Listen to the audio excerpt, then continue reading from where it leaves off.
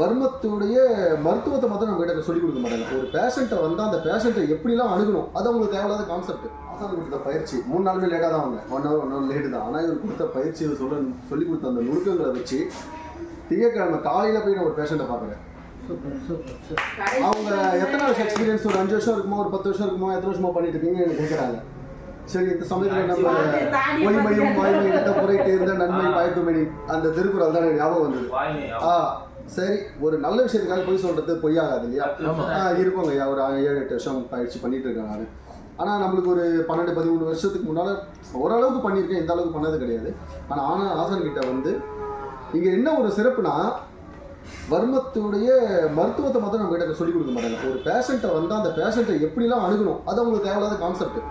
மற்ற இடங்களுக்குள்ள நம்ம இந்த இடத்த ஒப்பிடும்போது மற்ற இடத்துங்களில் அந்த விஷயங்கள் நம்ம சொல்லிக் கொடுக்க மாட்டாங்க. ஒரு வராரா, இவர் ஃபேஸை பார்த்து அவர் எப்படி இருக்காரு, ஆள் தோரணை எப்படி இருக்குது, அவங்கக்கிட்ட எப்படி பேசணும், அவங்களுக்கு கையை நீவி விடும்போது அவங்கக்கிட்ட என்னெல்லாம் வார்த்தை பேசணும், இதை எல்லாமே சின்ன சின்ன நுணுக்கங்கள் இதை எல்லாமே சொல்லி கொடுத்தாரு. அதை நான் அப்படியே அந்த ஃபார்முலாவை அப்படியே அதில் அப்ளை பண்ணேன். அவங்க நான் 10 வருஷம் எக்ஸ்பீரியன்ஸ் நினச்சிட்டாங்க, வேறு எதுவும் இல்லை. அன்றைக்கி ஆரம்பித்தேன். திங்கட்கிழமையில இருந்து ஐயா கிட்ட வாங்கின சர்டிஃபிகேட் மூலிமா சொல்கிறேன். திங்கட்கிழமையிலேருந்து இன்னைக்கு காலையில் வரைக்கும் பேஷண்ட் தான் பார்த்துட்டு இருக்கேன். நிறுத்தவே முடியல என்னால். ஏன்னா ஒரு ஃபேமிலிக்கு போகிறேன், இப்போ கூட ஃபோன் அடிச்சு எத்தனை மணிக்கு வரீங்கன்னு கேட்குறாங்க.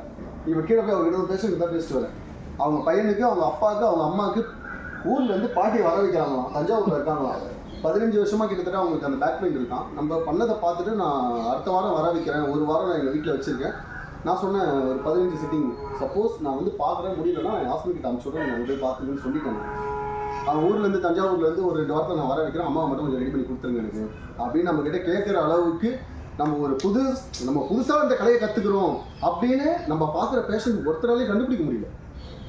இந்த இதெல்லாம் வந்து நம்மளுக்கு கிடையாது, ஃபுல்லாக இவரு தான். நம்ம எந்த அளவுக்கு சுற்றியல் அந்த ஆணி அடிக்கிறோம் அந்த அளவுக்கு அது இறங்கு நம்ம வாங்கிக்கிறோம், நம்ம இறங்கி நல்லா பண்ணோம். இன்றைக்கி அதோட பலன் பார்த்தீங்கன்னா நான் கேட்டரிங்கை மறந்துடுவோம் போல இருக்கு. உண்மையாண்டி கேட்டரிங்கை மறந்துடுவோம். இன்னொரு பெரிய முக்கியமான விஷயம், அவனுடைய ஃபோட்டோஸு அந்த இதெல்லாம் பார்த்துட்டு என் மிஸ்ஸஸ் என்ன பண்ணுறாங்க, அது வந்து கரெக்டாக இருக்காரு, நீ அவரை மாதிரி பாருன்னு சொல்லி நான் முடி எவ்வளோ தூரம் வச்சுருந்தேன், அதை வெட்டி விட்டவங்க முடி வளர்க்க சொல்லிட்டாங்க. இது ஒரு பெரிய சிறப்பு எனக்கு, தனிப்பட்ட சந்தோஷம் எனக்கு.